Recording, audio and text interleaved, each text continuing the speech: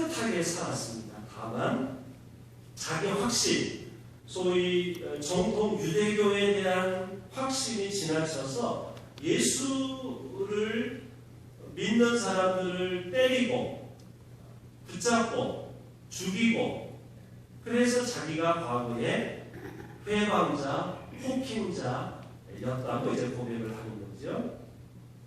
예수 믿는 사람들을 죽이고 때리고 붙잡으러 다녔던 예수, 바울. 그런데 바울이 예수님을 만난 후에 자신이 그동안 얼마나 배타주의이고 독선과 우월주의와 아집에 사로잡힌 죄인 중에 죄인이었다는 사실을 이제 바울이 나중에 깨닫게 되었습니다.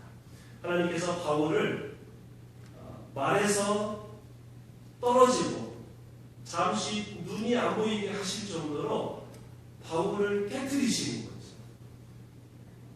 그리고 나서 그를 다시 좋은 그릇으로 만드셔서 바울을, 과거에 독선과 아집에 빠진 바울을 자비롭고 너그러운 사람, 이방인을 위해서 일하는 사람, 생명과 평화를 위해서, 하나님 나라를 위해서 일하는 사람으로 바울을 변화시켜 주셨습니다.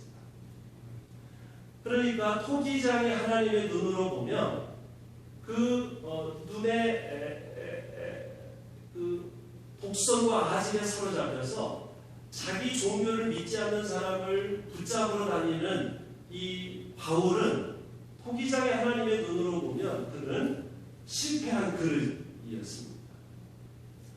그러나 하나님께서는 바울을 포기하지 않으시고 바울을 깨뜨리신 후에 흙을 모아서 한 번 더 좋은 그릇을 만들듯이 바울을 포기하지 않으시고 그를 말씀과 성령으로 빚어서 바울을 하나님의 전도자로, 사람들의 본보기로, 좋은 그릇으로 그를 변화시켜 주셨습니다.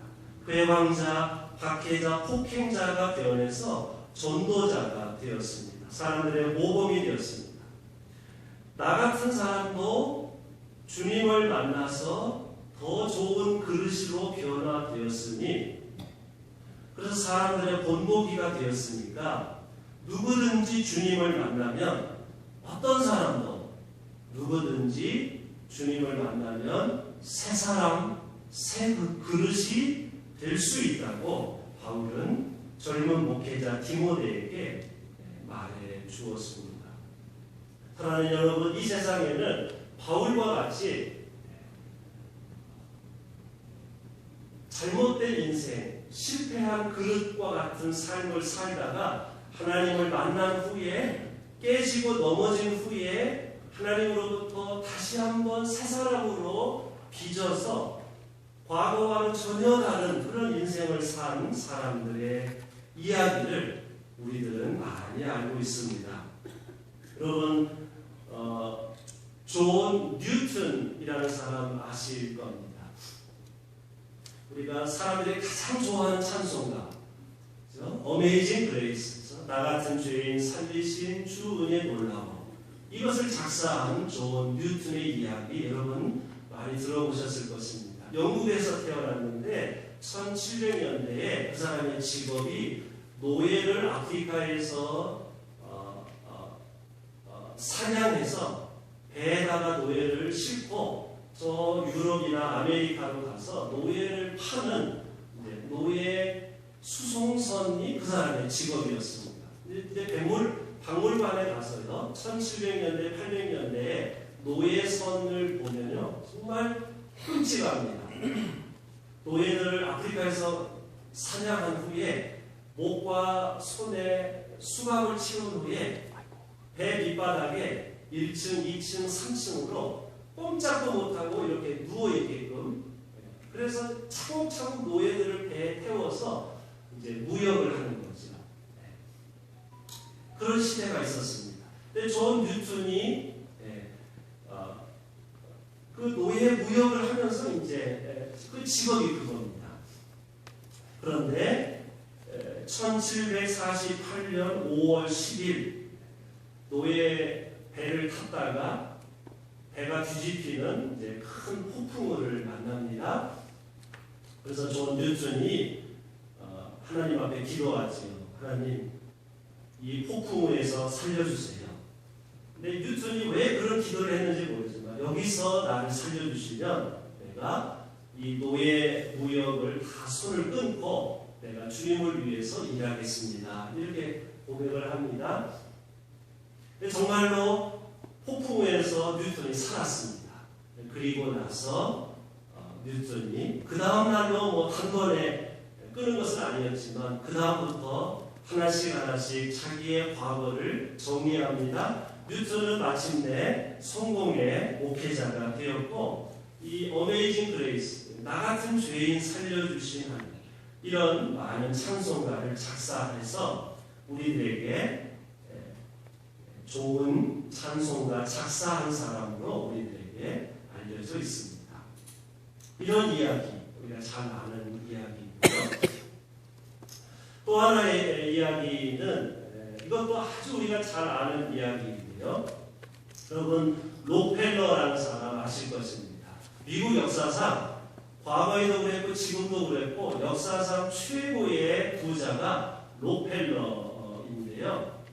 이 사람은 석유로 돈을 벌어 미국의 제일 많은 부자가 되었는데 당시에 미국 석유의 90%를 이 사람이 소유했습니다. 그런데 이 사람의 별명이 뭐냐면 지독한 악덕 기업주였습니다. 얼마나 잔인하고 악덕 기업주였는지 경쟁 회사들을 수단과 방법을 가리지 않고 무자비하게 다 쓰러뜨립니다. 오직 돈 버는 데에만 관심이 있는 아주 지독한, 노동자들에게 인색합니다. 아주 악덕 기업주로 살았습니다. 그럼 이 사람이 그렇게 돈을 많이 벌어서 방탕하게 살았느냐? 아닙니다.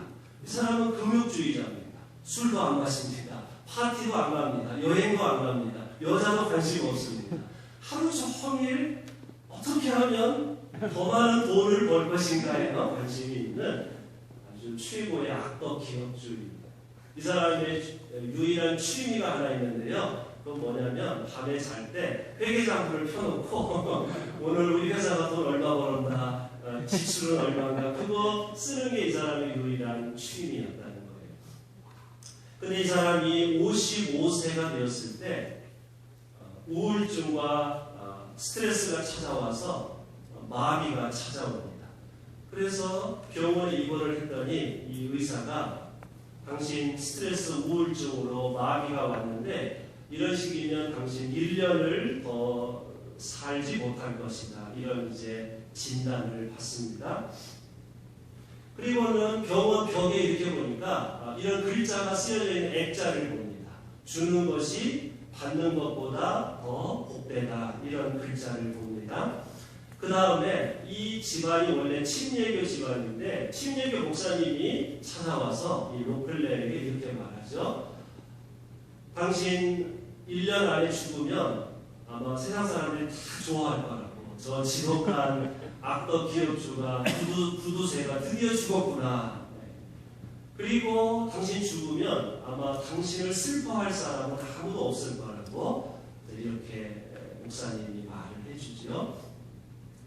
록펠러가 55세 되었을 때 이러한 일을 겪은 후에 자기 재산의 대부분을 록펠러 재단을 세우죠. 그리고 그때부터 미국의 대학을 세우고 유명한 박물관, 도서관, 고아원을 세웁니다.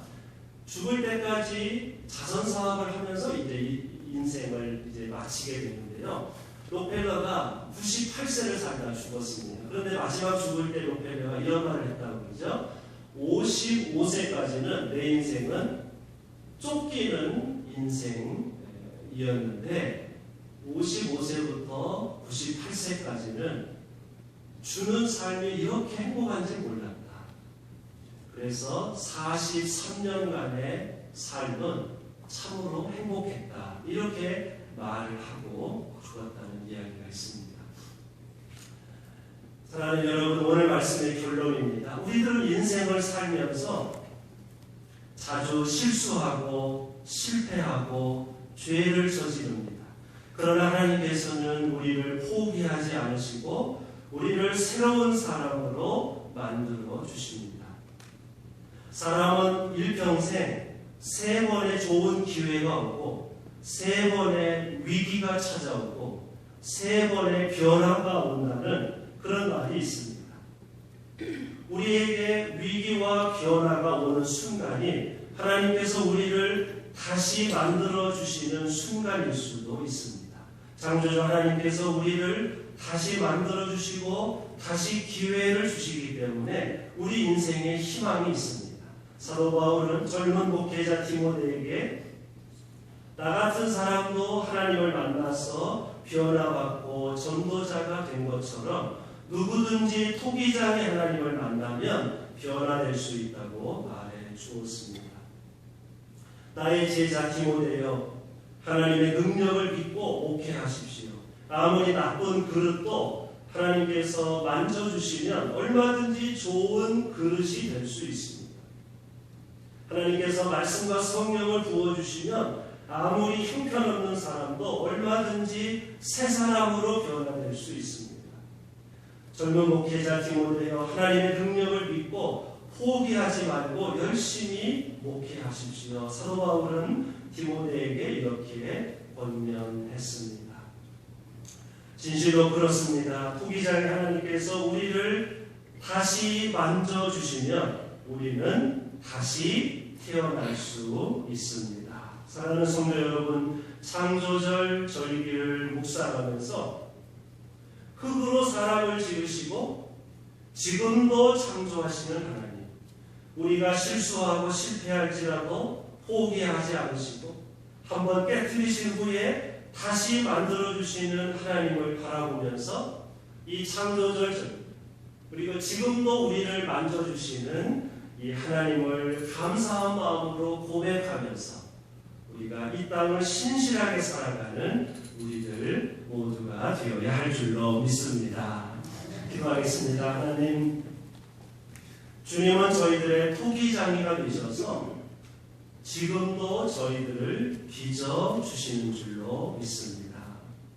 때때로 실수하고 실패하고 죄를 저지를 때에도 주님은 포기하지 않으시고 저희들을 더 좋은 그릇으로 더 좋은 사람으로 다시 만들어 주십니다. 저희들을 때로는 깨트리시고 그 후에는 더 좋은 사람으로 만들어 주시는 창조주 하나님을 바라보며 이 땅을 살게 하옵소서. 저희들을 창조하셨고 지금도 창조하시는 주님의 은혜를 묵상하며 이 땅을 살게 하옵소서. 예수 그리스도의 이름으로 기도하옵나이다. 아멘.